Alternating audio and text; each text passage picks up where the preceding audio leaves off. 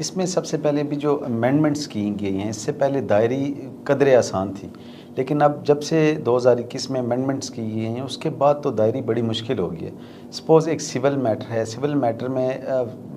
यानी बेसिक एक मैटर ले लें आप, पार्टीशन सूट का है, आपस में जायदाद है और वारसान ने तकसीम करनी है, फैमिली के अंदर तकसीम नहीं हो सकी, वो कोर्ट में हमारे पास आ गए हैं। सपोज़ एक उस ट्री में, फैमिली ट्री में अगर 30 से 35 लोग हैं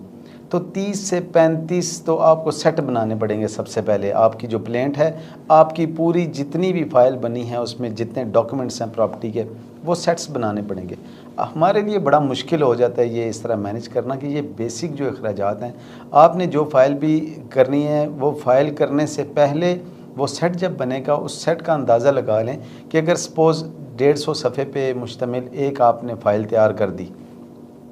उसकी जब 30 कॉपीज़ होंगी और कचहरी में जो कॉपीज़ का रेट है वो बाहर के रेट से काफ़ी मुख्तलिफ है, तो यहाँ पे और जो 90 ग्राम 80 ग्राम पेपर पे होनी चाहिए, क्वालिटी के पेपर पे होनी चाहिए। जब आप ये सारी चीज़ें देखते हैं, जब सिर्फ ये सेट बनाते हैं, तो एक इस वक्त केस की इंस्टीट्यूशन में जो ख़र्चा आ जाता है किसी लिटिगेंट का,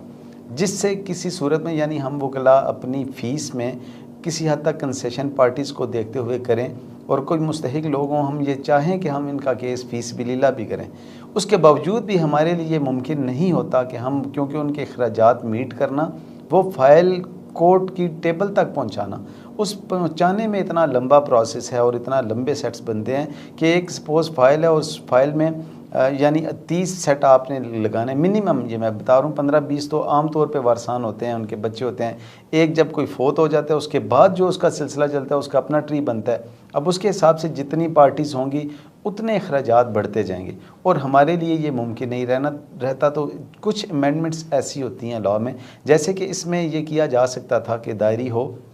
समन्स के साथ। अब ये कंडीशन है। अब इसके बाद दूसरा, ये दायरी होने के बाद जब समन्स का ऑर्डर होता है तो हर दफ़ा इन 30 पार्टीज़ को समन करना पड़ेगा और हर दफ़ा 30 पार्टीज़ के लिए 30 सेट ये दोबारा लगेंगे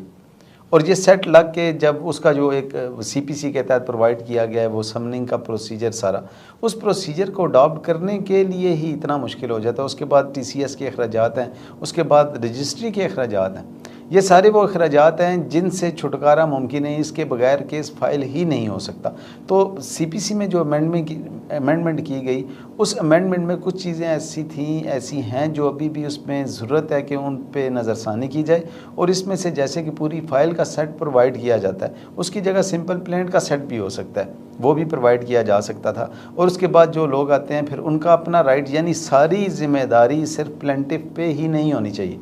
अब जैसे वो बाकी काम है, जैसे समन्स चले गए, उनको रिसीव हो गए, उसके बाद वो कॉपीज़ अप्लाई करेगा लीगली। अब एक बंदे को वो ख़र्चा पड़ेगा तो वो चंद 100 का पड़ेगा,